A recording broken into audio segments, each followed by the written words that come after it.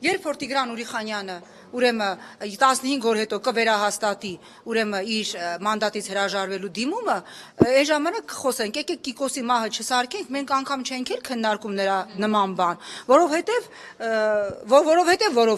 այսպես, լավ։ Գնանք Վանաձոր։ Լուսա, ուրեմն ես արդեն պատասխանել եմ այսօր,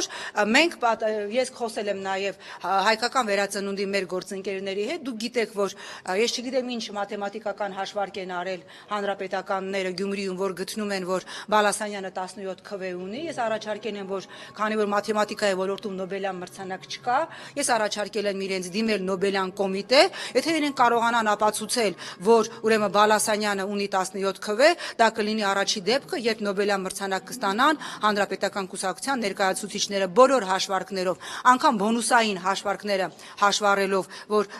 շեմը չհաղթահարած կուսակցությունների բոնուսները գնում է Բալասանյան դաշինքին, անգամ այս դեպքում Բալասանյանը ունի 15 քվ, ես կրկնում եմ, եթե կարողանան ուրեմն Թալեսին զուգահեռ նոր տեսություն դնել շրջանառության մեջ մաթեմատիկայի, ուրեմն պիտի ստանան առաջին Նոբելյան մրցանակը իդեմս հանրապետական կուսակցության, ինչ վերաբերում է Վանաձորին, Գյումրիում ուրեմն մենք հայկական վերածնունդի մեր գործընկերների հետ քննարկել ենք, իրենք ավագանուն նիստում պատրաստ են սատարել Վարդևան Գրիգորյանին, ինչ այսինքն Գալայի հետ բանակցությունները դեռևս շարունակվում են, որովհետև մենք երեքով Բարգավաճ, հայկական վերածնունդ եւ Գալա ունենք 18 քվ, այսինքն մենք կարող ենք առաջադրել քաղաքապետի թեկնածու, հայկական վերածնունդը արդեն ուրեմն տվել է, մենք բանակցությունները ավարտվել են եւ իրենք սատարելու են Վարդևան Գրիգորյանին, ինչ վերաբերում է Վանաձորին, մենք ասել ենք հիմնական բանակցությունները պիտի գնան Լուսավոր Հայաստանի եւ հայկական վերածնունդի միջև, ինչ հանգուցալուծման, որ իրենք կգան, մենք Բարգավաճ Հայաստանը պատրաստ կլինի սատարել ուրեմն միասնական, ուրեմն ընդդիմության կոնսոլիդացված լուծմանը, եթե անգամ մենք հիմա միանանք Էդմոնին կամ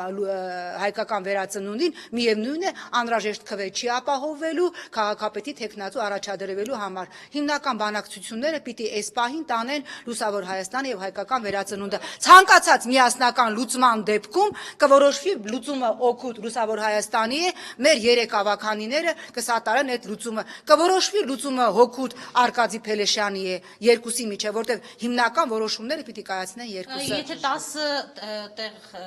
10 քվ ունի Լուսավոր Հայաստան կուսակցությունը, մենք ունենք 3, տրամաբանական չի լինի նրան միանալը։ Ես կրկնում եմ,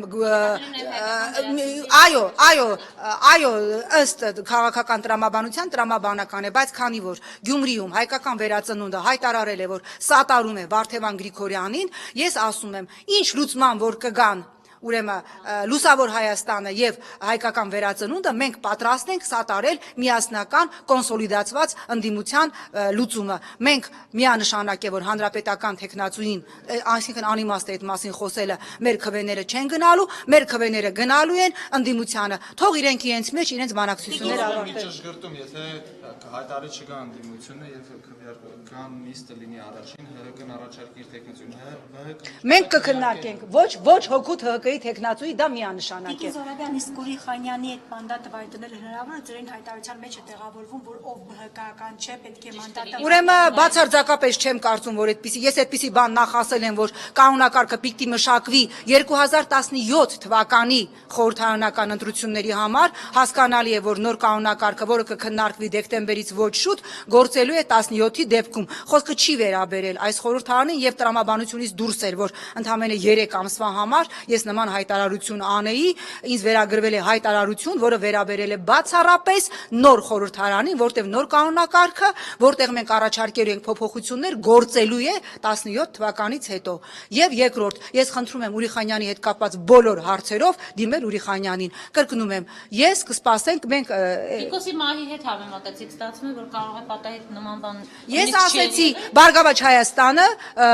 սովոր է աշխատել կոնկրետ փաստերի հետ, 15 օր ժամանակ կա ըստ ընթացակարգի, մենք նման հարց չենք քննարկել եւ չենք էլ քննարկելու առայժմ։